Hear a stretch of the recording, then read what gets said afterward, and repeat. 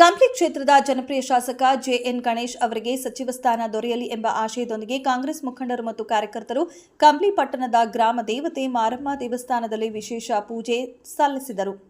CR Hanumantha ನೇತೃತ್ವದಲ್ಲಿ ನಡೆದ ಈ ಪೂಜೆಯಲ್ಲಿ 111 ಈಡುಗಾಯಿ ಅರ್ಪಿಸಿ ಗಣೇಶ್ ಅವರಿಗೆ ಸಚಿವ ಸ್ಥಾನ ಸಿಗುವಂತೆ ದೇವರಲ್ಲಿ ಪ್ರಾರ್ಥಿಸಲಾಯಿತು. ಈ ಸಂದರ್ಭದಲ್ಲಿ ಮಾತನಾಡಿದ ಕಾಂಗ್ರೆಸ್ ಮುಖಂಡ ಸಿಆರ್ ಹನುಮಂತ, ಶಾಸಕ ಜೆಎನ್ ಗಣೇಶ್ ಅವರು ಕ್ಷೇತ್ರದ ಸಮಗ್ರ ಅಭಿವೃದ್ಧಿಗೆ ಶ್ರಮಿಸಿ ಜನರ ವಿಶ್ವಾಸ ಗಳಿಸಿದ್ದಾರೆ.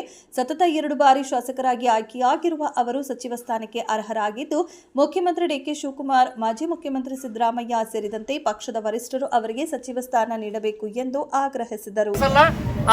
ದಯಮಾಡಿ ನಾನು ಮನವಿ ಮಾಡಿಕೊಳ್ತೀನಿ. ಮಾನ್ಯ ಜೆಎನ್ ಗಣೇಶ್ ಅವರಿಗೆ ಮಂತ್ರಿ ಮಾಡಲೇಬೇಕಂತ ಹೇಳಿ ನಾನು ಮನವಿ ಮಾಡಿಕೊಳ್ತೀನಿ. ಜೆಎನ್ ಗಣೇಶ್ ಸಾರ್ಗೆ, ಜೆಎನ್ ಗಣೇಶ್ ಸಾರ್ಗೆ, ಡಿಕೆ ಶಿವಕುಮಾರ್ಗೆ, ಸಿದ್ದರಾಮಯ್ಯ ಅವರಿಗೆ.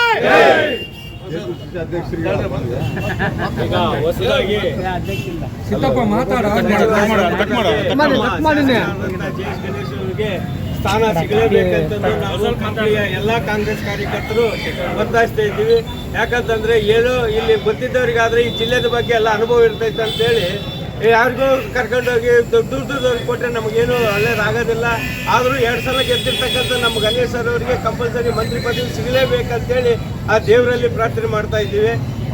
ಈ ಸರ್ಕಾರದವ್ರು ಹೆಂಗನ್ನ ಮಾಡಿ ನಮ್ಮ ಗಣೇಶ್ ಸರ್ ಅವರಿಗೆ ಮಂತ್ರಿ ಪದವಿ ಕೊಡಲೇಬೇಕಂತೇಳಿ ನಾವು ಒತ್ತಾಯ.